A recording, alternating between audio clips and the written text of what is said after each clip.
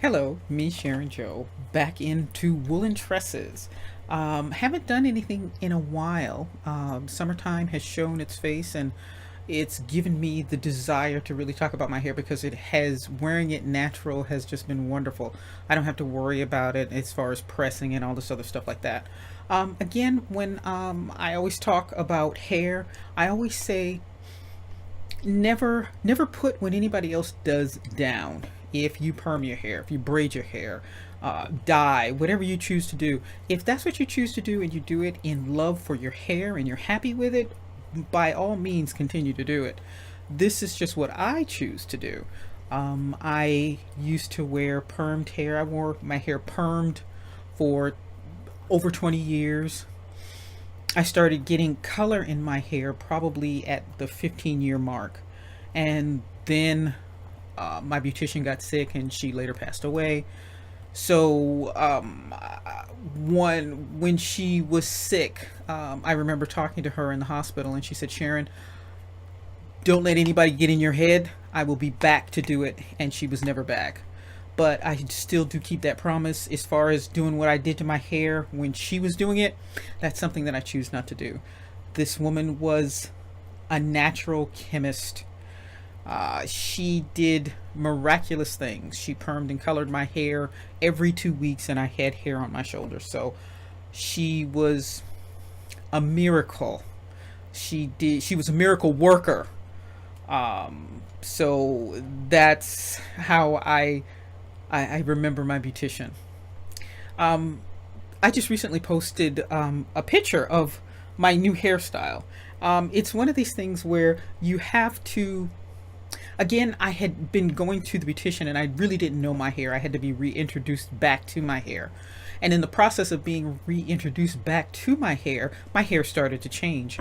When I first stopped getting perm, because I was coloring my hair still, my hair was kind of straight. It did this kind of straight little wavy thing. And as the longer that I went natural, the more retention I had. My retention got stronger, period. So again, I had to be reintroduced to my hair and then reintroduced to it as it began to change as I let it do what it did naturally. But the thing that it's doing now that I'm getting used to is the gray. I wonder what in my genetic DNA, what toggle, what button is pushed to say, okay, now it's time for your hair to change color. I have a sister who's 4 years older than me, and she's just getting gray hair. And me, 4 years younger than her, I'm gray. But gray doesn't determine age. I remember when I was in junior high school, there was a girl who had gray hair, and we're what, 12 to 15 or 12 to 14 or something like that. So gray hair does not age make. It just, the button just turns on and it just happens. But the process of watching it get grayer and grayer and grayer. I was looking at myself in the mirror the other day and I looked at my face and I go, "Wait a minute, what's wrong with my face? Something didn't look quite right." And I said, "My eyebrows look like they're getting darker." But it's not my eyebrows getting darker. It's my gray hair that is close to my eyebrows that makes my eyebrows appear to be darker because they're the same color that they've always been. So that is just, it's an interesting thing to watch how that happens. I guess it's like any other thing. You watch yourself physically grow up. You watch how you get taller or wider or whatever that you're doing, that you're changing in your body. But the hair thing has just, I think the color has been more drastic than watching the retention and my wave pattern change. Because color is color. Color is bright. And my hair is getting brighter. It's getting whiter. I'm not saying it's not a negative thing, and there's nothing wrong with it. I know my mother grayed. Well, my mother is completely gray right now. But I remember when she was getting to that point where she was just getting grayer and grayer until her hair was white. And my mother has beautiful hair. She's got that gray, shimmery, silvery hair that is just so beautiful. And I remember talking to her and saying, Mom, you know what? You need to just let your hair be gray, because she was thinking about dyeing it again and all this other stuff like that. And I said, Mom, you don't really want to get into all of that. It's it's too much work. But little did I know that I was talking to myself. It was too much work, and that was the reason why I stopped dyeing my hair.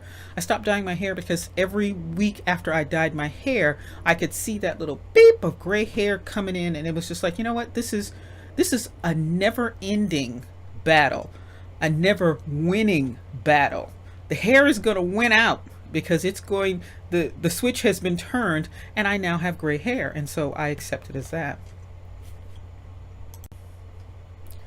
Another thing that I've noticed is when I look at my hair, it's almost like a historic reminder. I remember when I was a kid, and my grandma, I don't remember my grandma really having gray hair, but I remember combing her hair. I was, quote unquote, one of those worrisome children. I would wait till my grandma got home from work, and I would sit on her lap and comb her hair and all these other things like that. And I remember her combing her hair. But I remember more so my aunts, my mother's sisters, and their gray hair. And it's a funny thing that when I put my hair up at night, I twist it.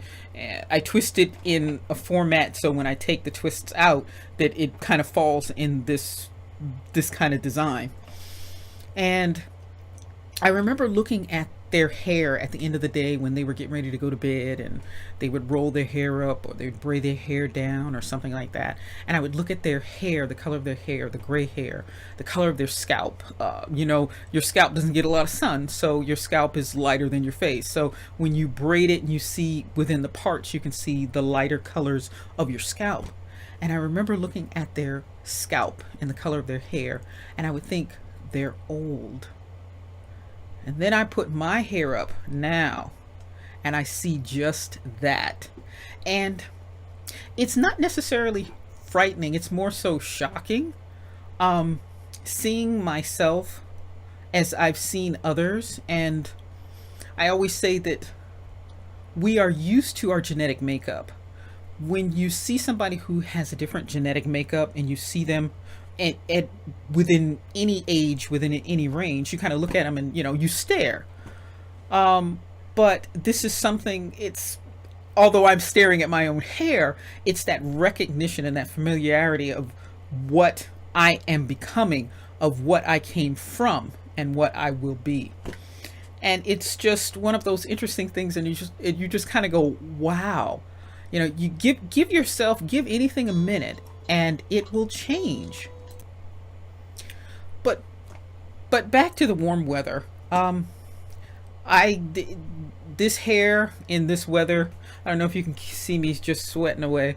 But the way my hair is in this weather, it's such a great ease. Right now in Southern California, our humidity is a little bit high, and it's a little bit warm. Humidity is normally about 18% or something like that.